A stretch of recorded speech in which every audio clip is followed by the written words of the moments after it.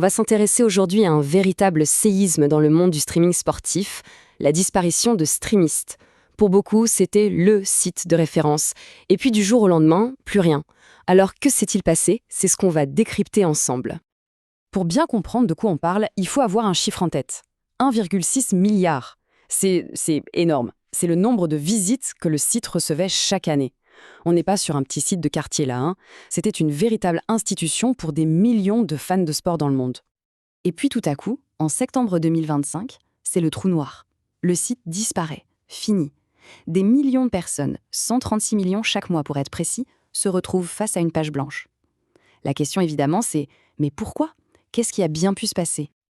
Ok, première chose à bien comprendre, et c'est le point de départ de toute cette histoire. Streamist, c'est terminé. Définitivement. Il n'y a pas de nouvelle adresse officielle, pas de plan B. Le leader du streaming sportif gratuit a tout simplement cessé d'exister. Et ce n'était pas un phénomène local, loin de là. On voit bien sa portée mondiale ici. Bien sûr, il y avait les poids lourds comme les États-Unis, le Royaume-Uni, le Canada, mais ça allait beaucoup plus loin, avec une forte audience aux Philippines ou encore en Allemagne. Vraiment, c'était planétaire. Bon, la question c'est, comment un mastodonte pareil a pu tomber du jour au lendemain? Est-ce que c'est un problème technique? Pas du tout. La réponse, elle est bien plus complexe et elle implique une opération d'envergure internationale. Ce n'était donc pas un accident. La chute de Streamist, c'est le résultat d'une énorme opération policière internationale. Et attention, ils n'ont pas juste fermé un site, ils ont démantelé tout un réseau. Plus de 80 sites satellites qui diffusaient illégalement toutes les grandes compétitions sportives. Et là, on découvre l'envers du décor. Parce que derrière le site gratuit, il y avait en fait une véritable organisation criminelle. Les administrateurs ont été arrêtés près du Caire, on a saisi du matériel, de l'argent et surtout, on a mis au jour un système de blanchissement de plusieurs millions de dollars via des crypto-monnaies et de l'immobilier. Une affaire très très sérieuse.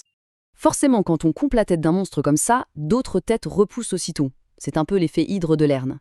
La chute de Streamist a laissé un vide immense et ce vide a été quasi instantanément rempli par une multitude de sites clones. Et c'est là que les vrais problèmes commencent. Voilà quelques exemples de ces clones qui ont fleuri sur le net. Il faut être très clair là-dessus. Aucun de ces sites n'est officiel. Zéro. Ce sont juste des imitations, souvent créées à la va-vite et qui représentent un danger bien réel. On parle de plateformes totalement instables et à très haut risque. Et ce n'est pas juste une impression, hein. Les experts sont unanimes.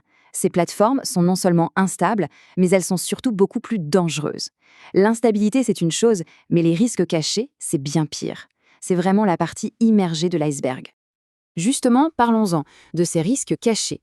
Parce qu'on ne parle pas juste d'un lien qui ne marche pas ou d'une mauvaise qualité d'image. Les dangers sont bien plus sérieux. Alors, concrètement, de quoi parle-t-on?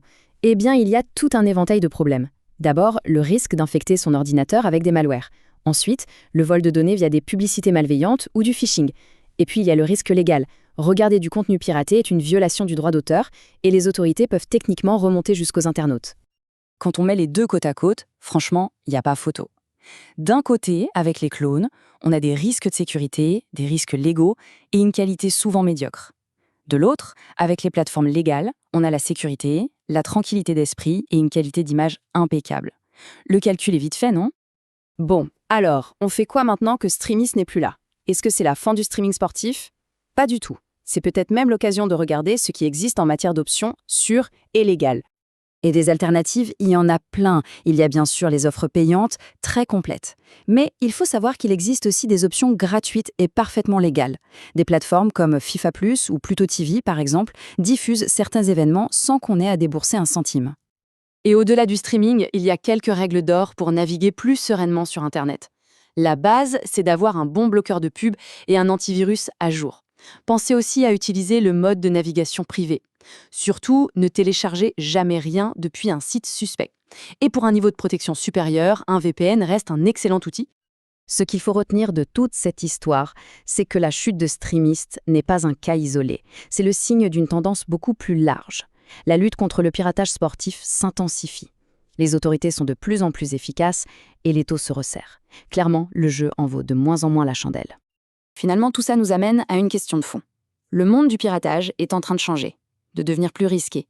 La question, c'est de savoir si les spectateurs sont prêts, eux aussi, à changer leurs habitudes en même temps.